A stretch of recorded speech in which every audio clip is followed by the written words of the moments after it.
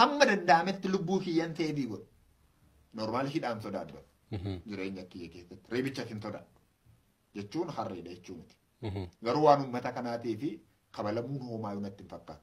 Injiinar Daani'el Gammadaa yookaan kara deemaa jedhamee kan beekamu iddoo inni of dhoksee turetti humnoonni mootummaa impaayera Itoophiyaan hordofan aggaammii ajjechaa irratti raawwatanis waaqni lubbuu isaa oolcheera. Aleellaa mootorsaayikilii dhokdhokkeedhaan ari'anii irratti raawwatan saamichaaf waan godhan yoo fakkeessaniyyuu birmannaa uummanni godheen lubbuun isaa ooleera. Amma wal'aansa gahaa argatee haalli fayyaa isaa amansiisaa irra jira. Dhugaa Oromoo maaliif dubbattaan ammana gatii nama kaffalchiisa? Waraanni faannoo warra bosona jiraniitii fi warra amaara ta'anii mootummaan milishaa jedhamanii hidhannoo qaban bakka isaan itti walitti qabamanii jiraatan ganda sana fudhatanii deemanidha. Bersumaamaa walda bala'unnaa irra da'uuttiin jedha inni dhaabbatu takka.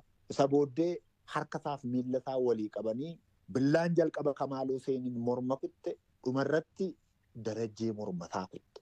Reeffa darajjee maatiin argataniin awwaallanne jechuudha. Reeffa darajjee maatiin argataniin awwaallanne. Yeroo akkam keessa ta'ee yeroo isaa yaafatteetti tarii guyyoota yookaan ji'anni keessa raawwate kana?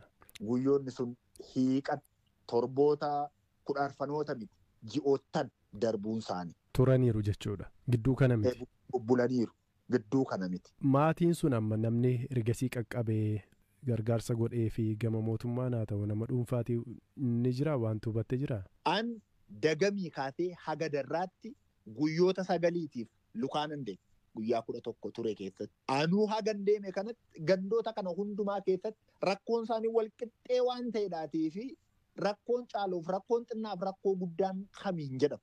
Hundum salaalee guutummaa keessa badiin amma jiru wal qixxee. Gargaarsa isa jedhamu irratti immoo gargaarsa fuulduraa caasaan achi keessa jiru faannoo ijaartee jirtu kun hamma diigamutti geejjibni hamma eegalutti harkamiin gargaarsi deema. So namni gargaarame namni tokko iyyuu hin jiru. Aanaa darraa namni tokko hin jiru namni gargaarame. Bosona tokko keessatti uummanni walitti qabamee gaafa iyyatu argeen ture. Naannoo sanatti ture viidiyoon sooshaal miidiyaa irra deemaa ture argiteetta yoo ta'e.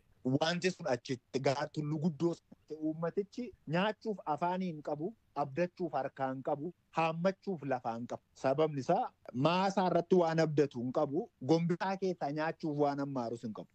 Gombisaa isaas maasii isaa hundumaa irraatii buqqa'eera. Inni gammoojjitti dhiyoo jiru gammoojjii.